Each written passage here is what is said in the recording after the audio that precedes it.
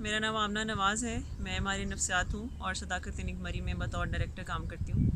آج جس موضوع میں آپ سے بات کرنے جا رہی ہوں وہ یہ ہے کہ نشے کی بیماری میں راک باٹم ہٹ کرنے سے کیا مراد ہے. راک باٹم کا مطلب ہے کہ جب کوئی نشے کا مریض اپنی بیماری کے لوئسٹ پوائنٹ تک پہنچ جائے، یا سادہ الفاظ میں بات کریں تو اس کی اخیر ہو جائے. عام طور پر پوری دنیا میں نشے کی بیماری کے حوالے سے جب فیملی ممبرز سوچتے ہیں کہ مریض کا علاج کروایا جائے تو ایک بہت بڑی غلط فہمی ہے جو پائی جاتی ہے، وہ یہ کہ مریض کو علاج سے فائدہ تب ہوگا یا وہ علاج کے لیے مدد تب مانگے گا جب اس کی بس ہو جائے گی، جب نشے کر کر کے اس کے حالات اتنے خراب ہو جائیں گے کہ وہ مجبور ہو کے پھر مدد مانگے گا، تو تب جا کر اس کو علاج کا فائدہ ہوگا اور وہ علاج میں اپنی مرضی سے جائے گا اور پھر اسے بھرپور فائدہ اٹھا سکے گا. اس کو غلط فہمی اس لیے کہا جاتا ہے کیونکہ راک باٹم کا انتظار کرتے کرتے بعض اوقات بہت سارے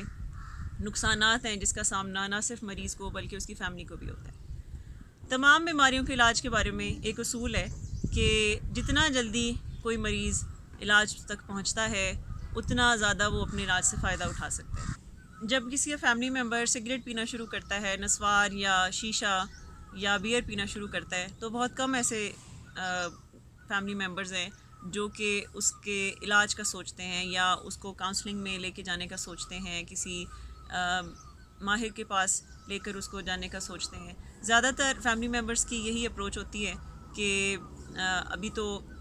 یہ سگریٹ ہی ہے، بہت سارے لوگ پیتے ہیں، یہ کوئی بہت اتنا بڑا مسئلہ نہیں ہے کہ ہم اس کو علاج کے لیے لے کے جائیں. یا بعض اوقات ان نشوں کو بہت معصوم نشہ سمجھا جاتا ہے. سگریٹ، نسوار کو بہت ہی معصوم نشہ سمجھا جاتا ہے، جبکہ یہ کسی صورت بھی معصوم نشے نہیں ہیں. ان نشوں کو گیٹ وے ڈرگ کہا جاتا ہے، یعنی یہ باقی نشوں کی طرف جانے کا ایک راستہ ہوتے ہیں اور ایک دروازہ ہوتے ہیں. اور بہت سارے مریض جب جو کوکین اور ہیروئن ایڈکشن کا شکار ہوتے ہیں یا کرسٹل میتھ کی ایڈکشن کا شکار ہوتے ہیں تو ان کی نشے کی جو ابتدا ہے وہ سگریٹ سے ہی ہوئی ہوتی ہے یا نسوار سے یا تمباکو والے پان سے ہوئی ہوتی ہے، جن کو عام طور پہ بہت معصوم نشہ سمجھا جاتا ہے. لیکن بیسٹ اپروچ یہی ہے کہ جب کوئی سگریٹ کی طرف ہی پہلا قدم بڑھائے تو اس کے فیملی ممبر اس کے کاؤنسلنگ کا سوچنا شروع کر دیں اور اس کو کسی ماہر نفسیات کے پاس لے کر جائیں، اور تاکہ وہ اس کو ایجوکیٹ کرے کہ نشے کے بغیر زندگی کو کیسے گزارنا ہے اور اپنے موڈ کو کیسے سیٹل کرنا ہے. لیکن یہ ایک بہت بڑی غلط فہمی پائی جاتی ہے کہ ابھی تو کوئی حالات خراب نہیں ہوئے، ابھی تو کوئی اتنی ایمرجنسی نہیں ہے کہ اس کو علاج کے لیے لے کے جایا جائے. یہ جو راک باٹم کا انتظار ہے یہ کافی نقصان کی طرف لے کے جاتا ہے، کیونکہ گھر والے یہی سوچتے ہیں کہ ابھی اتنی کوئی برے حالات نہیں ہیں، اور اگر ہم اس کو اتنی جلدی کاؤنسلنگ کے لیے لے کے جائیں گے تو شاید یہ اس سے اتنا فائدہ نہ اٹھا سکے. اکثر اوقات فیملی ممبرز اس انتظار میں رہتے ہیں کہ جب کوئی بہت اخیر ہوگی تو مریض علاج میں جائے گا، ورنہ اس سے پہلے اگر ہم اس کی مدد کریں گے تو وہ شاید اس مدد کے لیے تیار نہ ہو اور وہ غصہ کرے اور وہ ناراض ہو اور اس سے فائدہ بھی نہ اٹھا سکے اس مدد سے. لیکن بعض اوقات اس اخیر ہونے کے انتظار کرنے کے دوران مریض بہت سارے ایسے نقصانات کا بھی سامنا کر سکتا ہے جو کہ جان لیوا ثابت ہو سکتے ہیں، یا کوئی ایسا irreversible لاس ہے جس کا اسے سامنا ہو سکتا ہے، جیسے نشے کے استعمال کی وجہ سے اس کا کوئی ایکسیڈنٹ ہو سکتا ہے، کوئی ٹریفک حادثہ ہو سکتا ہے، یہاں تک کہ اس کا کوئی آرگن فیلئر بھی ہو سکتا ہے. نشے کے استعمال کی وجہ سے اس کے گردے یا اس کے جگر متاثر ہو سکتا ہے، اس کے کوئی دل کا عارضہ ہو سکتا ہے. بہت سارے جسمانی مسائل بھی اس دوران پیدا ہو سکتے ہیں. مریض کا اوور ڈوز بھی ہو سکتا ہے جس سے اس کی جان جا سکتی ہے. لہٰذا یہ جو انتظار کرنا ہے کہ ابھی کوئی اتنے برے حالات نہیں ہوئے اور اگر ہم اتنی جلدی مریض کو لے کے جائیں گے علاج میں تو شاید وہ اس سے فائدہ نہ اٹھائے، یہ ایک نقصان دہ فیصلہ ہو سکتا ہے مریض کے لیے بھی اور اس کے گھر والوں کے لیے بھی. کیونکہ یہ جو ہم اخیر ہونے کا انتظار کرتے ہیں مریض کی، تو اس بات کو فیملی ممبرس کو یاد رکھنا بہت ضروری ہے کہ مریض کی جب اخیر ہوتی ہے نشہ کرنے کی وجہ سے تو اس کے اکیلے کی اخیر نہیں ہوتی، بلکہ اس کے ساتھ جڑے ہوئے تمام لوگ بھی اس کی وجہ سے متاثر ہوتے ہیں. اس کے جو راک باٹم ہٹ کرنے کی وجہ سے باقی لوگ بھی بہت متاثر ہوتے ہیں اور وہ اکیلا اس اخیر ہونے میں کی طرف نہیں جاتا، بلکہ اس کے گھر والے بھی، اس کے والدین کے ذہنی صحت پہ، جسمانی صحت پہ بہت برا اثر پڑتا ہے. اگر وہ شادی شدہ ہے تو اس کے لائف پارٹنر کی زندگی پر بہت برا اثر پڑتا ہے اگر ہم صرف انتظار کرتے رہیں کہ وہ جب بہت برے حالات ہوں گے تو پھر ہی وہ نشہ چھوڑے گا. اس کے یہاں تک اس کے بہن بھائی اور اس کے آس پاس کے رہنے والے تمام لوگ ہی اس کے اس نشے کے معاملات کی وجہ سے بہت بری طرح متاثر ہو سکتے ہیں. نشے کی بیماری کو پروگریسو بیماری یعنی بڑھنے والی بیماری بھی کہتے ہیں. یعنی اگر مریض کا علاج نہ کروایا جائے تو مریض کی بیماری پروگریس کرے گی، وہ اگلے مراحل طے کرے گی، جس دوران اس کی جسمانی صحت بھی بہت بری طرح سے متاثر ہو سکتی ہے. اس کی نفسیاتی صحت پہ بھی نشے کے استعمال کی وجہ سے بہت برا اثر پڑتا ہے. جیسے بعض اوقات مریض نشے کے استعمال کی وجہ سے سائیکوسس کا شکار ہو جاتے ہیں، جس کا مطلب ہے کہ مریض کا حقیقت سے رابطہ منقطع ہونا شروع ہو جاتا ہے. اس کے خیالات ایسے بننا شروع ہو جاتے ہیں جس کا حقیقت سے کوئی تعلق نہیں ہوتا. وہ شک کرنا شروع ہو جاتا ہے، اس کو لگتا ہے کہ کوئی اس کو مارنا چاہتا ہے، اس کو کسی سے خطرہ ہے. بعض اوقات انزائٹی اور ڈپریشن کا شکار مریض ہو سکتے ہیں. اس کے علاوہ بہت سارے معاشرتی مسائل بھی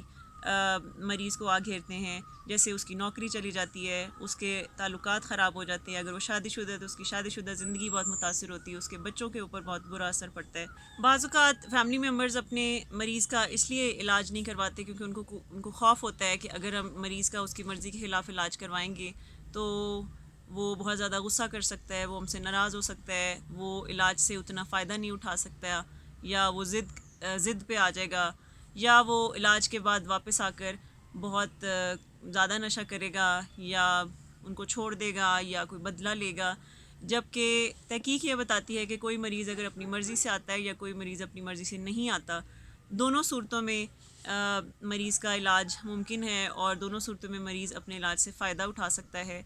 لہٰذا گھر والے جب اس انتظار میں رہتے ہیں کہ اس کا اپنا دل چاہے گا اور جب وہ خود یہ نیت بنائے گا یا اپنی مرضی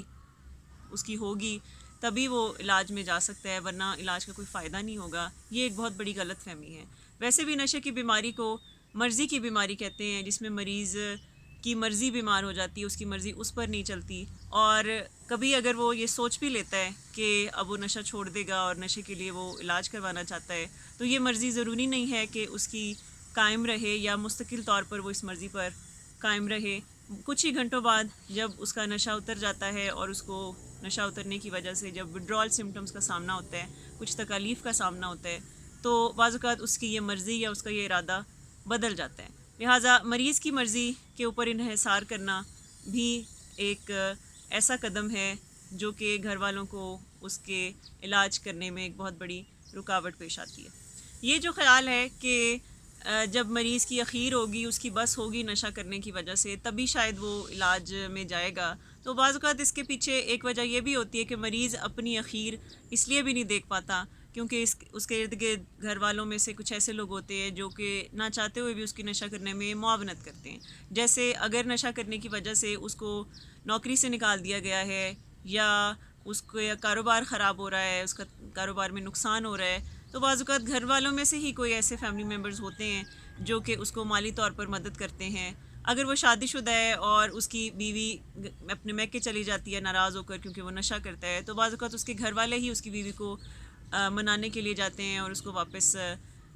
لے کر آتے ہیں اور اس کے گھر کو بسانے کی کوشش کرتے ہیں. اگر مریض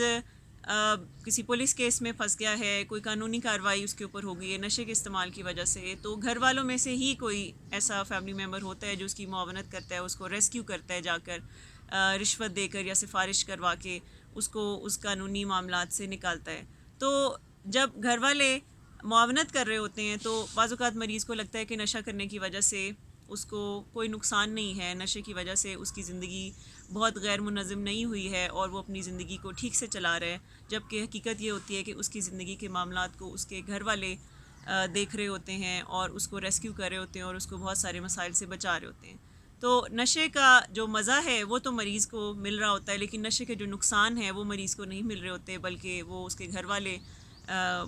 اس کا سامنا کر رہے ہوتے ہیں. اور اگر تو نشے کا مزہ مریض کو مل رہا ہے تو نشے کا نقصان بھی مریض کو ملے گا، تبھی وہ علاج کی طرف جائے گا، کیونکہ ڈاکٹر کے پاس کوئی تبھی جاتا ہے جب اس کو کوئی تکلیف ہوتی ہے. اور نشے کے استعمال کی وجہ سے اگر ہم مریض کی تکلیف خود لے لیتے ہیں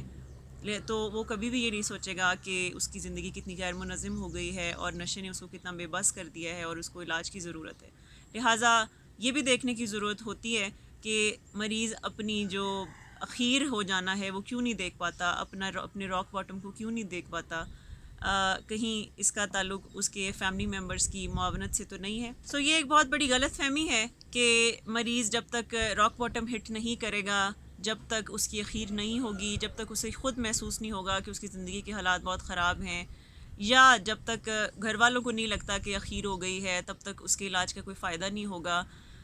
حقیقت تو یہ ہے کہ نشے کی بیماری جس طرح باقی دائمی بیماریاں ہیں، اس میں جتنا ارلی سٹیج پر کوئی علاج میں آتا ہے اتنا زیادہ وہ علاج سے فائدہ اٹھاتا ہے، اور جتنا ہم انتظار کرتے ہیں، جتنا ہم دیر کرتے ہیں مریض کے علاج میں، اس انتظار میں کہ ابھی کوئی اتنے برے حالات نہیں ہیں اور حالات خراب ہوں گے تو شاید وہ علاج میں جائے گا. جب ہم اس کا انتظار کرتے ہیں تو مریض کی بیماری کرونک سٹیج پہ پہنچ جاتی ہے، جس کا مطلب ہے کہ پھر اس کو کافی لمبے علاج کی ضرورت بھی پڑتی ہے، اور جس کا مطلب ہے کہ اس کے برین ڈیمیجز بھی بہت برے طریقے سے ہو چکے ہوتے ہیں، اس کی ذہنی صحت بہت بری طرح متاثر ہو جاتی ہے. وہ اپنی نشے کی بیماری کی وجہ کے دوران بہت سارے ایسے رویے بھی سیکھ جاتا ہے، بیمار رویے جنہیں کہتے ہیں، کہ وہ جھوٹ بولنا سیکھ جاتا ہے، وہ لڑائی جھگڑا کرنا، وہ دھمکیاں دینا سیکھ جاتا ہے، وہ دھوکہ دہی اور بہانے بازیاں سیکھ جاتا ہے. تو اس غلط فہمی سے نکلنا بہت ضروری ہے کہ انتظار کریں کہ جب تک حالات خراب ہوں گے تبھی اس کا علاج کرایا جائے. ہمیشہ ارلی وارننگ سائنس کو پہچاننے کی ضرورت ہے، تھوڑے کو ہی زیادہ سمجھنے کی ضرورت ہے، اور مریض کو بر وقت علاج میں لے کر جانے کی ضرورت ہے.